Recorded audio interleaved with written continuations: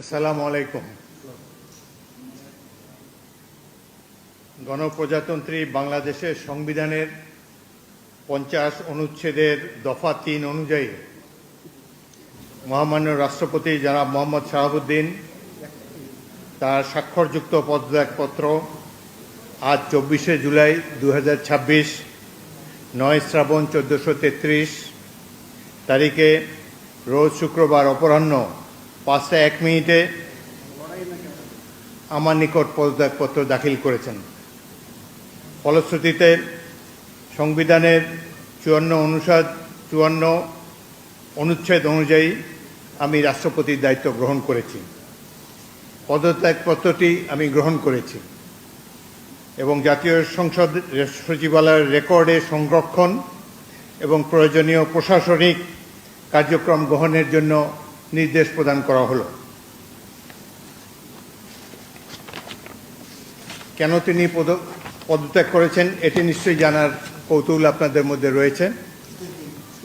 তিনি লিখিতভাবে জানিয়েছেন যে তিনি গুরুতর অসুস্থ, হৃদরোগ, উচ্চ রক্তচাপ, ডায়াবেটিস ও কিডনি জটিলতায় তিনি ভুগছেন।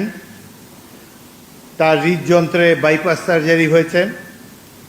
ইদানিং স্বাস্থ্য পরীক্ষার অটোনমিক নিউরোপ্যাথি নামে রোগ শনাক্ত হয়েছে।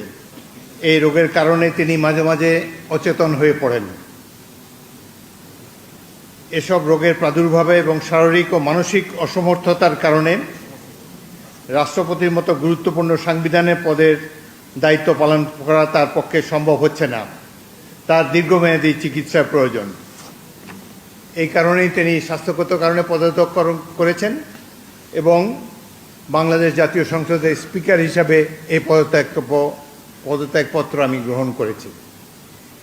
সংবিধানে ইতিমধ্যে আপনারা জানেন যেদিন আমি স্পিকার হিসাবে শপথ নিয়েছি সেই দিনই ভারপ্রাপ্ত রাষ্ট্রপতি হিসাবেও শপথ নিয়েছি যদি প্রয়োজন হয়। একইভাবে আমাদের ডেপুটি স্পিকার সাহেব তিনিও যখন ডেপুটি স্পিকার হিসেবে শপথ নেন শপথের অংশে বর্ণিত থাকে যখন বলা হবে কোনো কারণে যখন স্পিকারের চেয়ার শূন্য থাকবে তখন ডেপুটি স্পিকার স্পিকারের পদের দায়িত্ব পালন করবেন। সুতরাং আজকে বাংলাদেশের নানা ধরনের কথাবার্তা আমি দুপুরে এসেই শুনছি।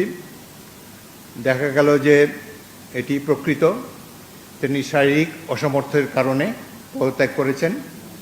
আমি তার মঙ্গল এবং সুস্বাস্থ্য কামনা করি এবং আমার মনে হয় তিনি মাফিয়া সরকারের আমলে নির্বাচিত হলেও বর্তমানে জনগণের ভোটে যে সরকার নির্বাচিত হয়েছে তার প্রতি তিনি সমর্থন এবং শ্রদ্ধা প্রকাশ করেছেন সবসময়। আমি তার মঙ্গল কামনা করি।